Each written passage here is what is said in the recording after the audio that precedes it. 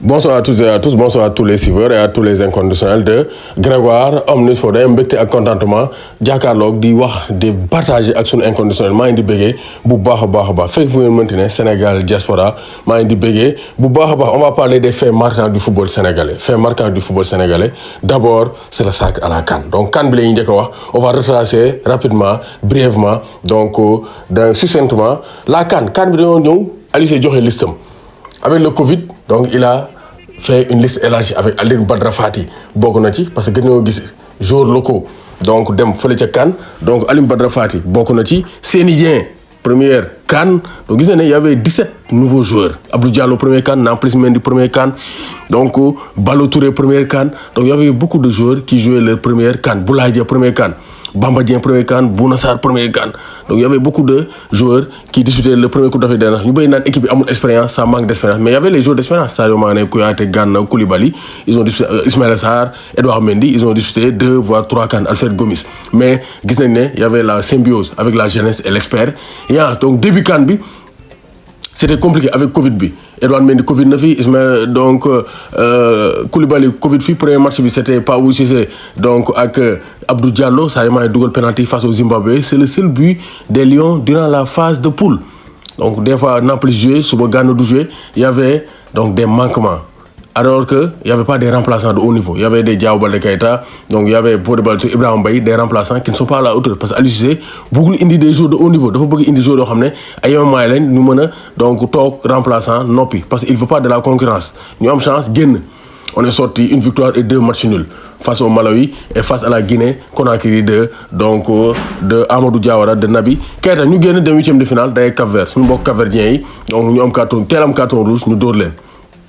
3 donc c'est le début donc vraiment début Sadio Mané boobu amoon na fa choc après il a réussi à marquer avant de sortir Bamba Dieng dugal donc vraiment donc on a réussi à s'imposer ñu dem nag donc but yi commencé ñëw Grégoire takk bagage ànd ak waa sunu ber suñu yëf ñoom JB ñoom Woza ñu dem Cameroun ñu yóbbaale but yi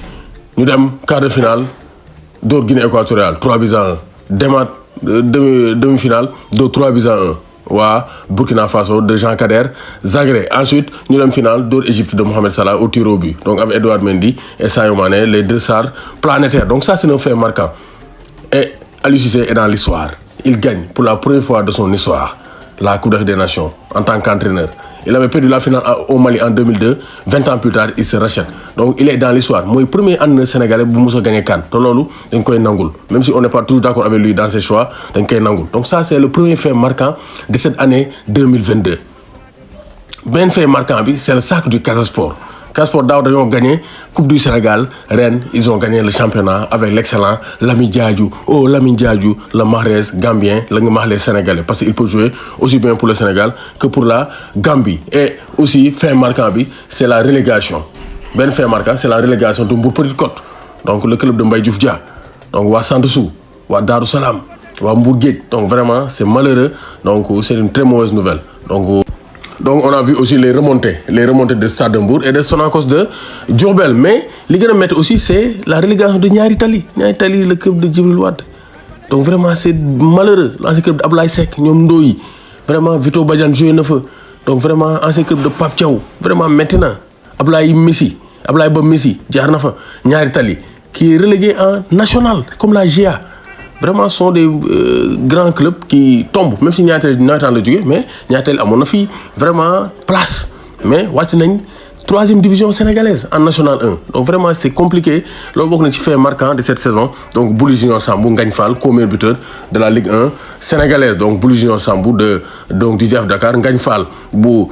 Génération Foot ñoom ñooy les meilleurs buteurs de la saison donc gis nañu aussi vraiment il y a eu des lions sacrés des lions qui ont gagné des trophées loolu fait marquant la par le fait de gagner en club yàgg naa ko en 2019 bi ñoom Mbaye Diagne gagné doublé coupe championnat mook Pape Badou Ndiaye may leen ça c'est bien Abdou Diallo donc nekk meilleur buteur du championnat de France 2e division may leen c'est bien parce que quand on gagne en club on a de la confiance on pourra gagner en équipe nationale et ça c'est prouvé avec Sadio Mané avec les Edouard Mendy on a gagné la CAN donc cette année Pape Abou Cissé Ousseynou Ba ils ont gagné le championnat de Grèce voilà donc ça c'est une très bonne nouvelle il faut gagner des trophées Gana Gueye Abdou Diallo ils ont gagné le championnat de France on a vu que Sadio Mané a gagné la Carabao Cup et la FA Cup face à Chelsea de Edouard Mendy donc ren Edouard Mendy gagné wul dafa ñàkk donc gis nañu aussi donc vraiment donc Youssouf Sabaly a gagné la Copa del Rey, la Coupe d'Espagne, donc face au FC Valence. Donc vraiment, ce sont de très bonnes choses quand même qui participent vraiment donc à engranger de la confiance. Donc aussi fait marquant là. Cette saison, bien fait marquant aussi, c'est la qualification en Coupe du Monde. On est parti en Égypte. Égypte partait 1-0. Di saaga suñu joueur di tour ay laser ñu ñëwaat. Fait marquant, c'est le premier match ici au stade Abdoulaye Wade, le premier match officiel. On l'a inauguré avec les Fadiga et la Diouf. Mais fait marquant, c'est l'ouverture du stade Abdoulaye Wade. Fara Wade Ndiak, Daara Wade Ndiak, Ndiki Thioro Sarr, Mané Thioro Sarr. L'homme du 19 mars 2000 Abdoulaye Wade doom ndeyu Cheikh Wade borom Almeria maa lay béy bu baax donc di turandoo donc Abdoulaye Wade Sonko doomu Alpha Sonko donc gis nañ ne donc Abdoulaye Wade joué nañ fi premier match officiel c'était le match de retour face à l'Égypte. Les Sénégalais se sont mobilisés comme un seul homme Ouman Kharta Totsa Mari Mouna. Donc et on a vraiment brisé les rêves égyptiens dóor leen 1-0 yóbbu leen tir au but comme lors de la finale.